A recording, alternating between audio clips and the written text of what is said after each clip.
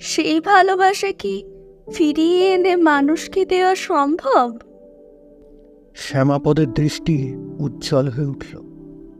তিনি একবার বিগ্রহের দিকে চেয়ে নিয়ে বললেন, মানুষকে ভালো না বাসলে কি পাথরের ঠাকুরকে ঠিক ভালোবাসা যায় মা? রাধারানী তো ঠাকুর ভেবে ভালোবাসেননি, মানুষ জেনেই ভালোবেসেছিলেন তাকে।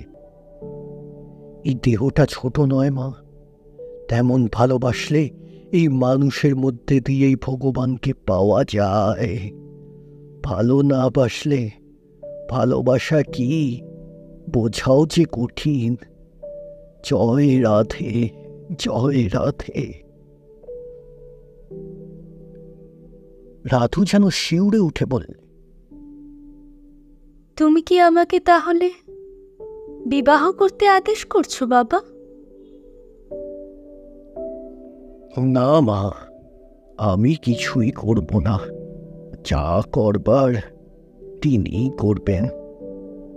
তবে ভাবছি কি জানিস মা, ওই মজার ঠাকুরটি তামাশা পেলে আর কিছু চান না।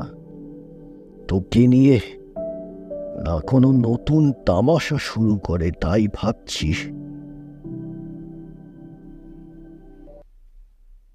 এই ঘটনার দিন কয়েক পরেই একদিন সকালে একটি প্রিয়দর্শন তরুণ ছেলে প্রায় ছুটতে ছুটতে এসে শ্যামাপদর কুঞ্জের আঙ্গনে ঢুকে পড়ল। তেমনি উত্তেজিতভাবে চেঁচিয়ে উঠে ডাকল, কে আছেন এখানে, শুনছেন? বেরিয়ে এলেন শ্যামাপদ। মালা গাঁথা ফেলে রাধুও উঠে এলো। কি ব্যাপার বাবা? শ্যামাপদ প্রশ্ন করলেন। দেখুন, শুনলাম আপনারা বাঙালি, তাই ছুটে আপনার কাছে এলাম। আমরা মানে আমি আর আমার মা এখানে এসেছি আজ 2 দিন হলো। মাকে নিয়ে তীর্থ করতে বেরিয়েছিলাম। পুষ্কর জয়পুর সেরে এখানে এসেছি। জয়পুরেই মার জ্বর এসে গেল, এখানে এসে সেটা আবার বেড়ে গেছে। আজ সকালে দেখছি গোটা বেরিয়ে গেছে। কি করি বলুন তো? যেখানে আছি পাশের এক যাত্রী তোলা বাড়িতে, তারা রাখতে চাইছে না, বলছে এক্ষুনি হাসপাতালে পাঠাও। এধারে মাও হাসপাতালের নাম শুনে কান্নাকাটি করছে। আমি যে কি করব ভেবে পাচ্ছি না। আমাদের যিনি ব্রজবাসী, তিনিও খবর শুনে আসছি বলে সরে পড়েছেন।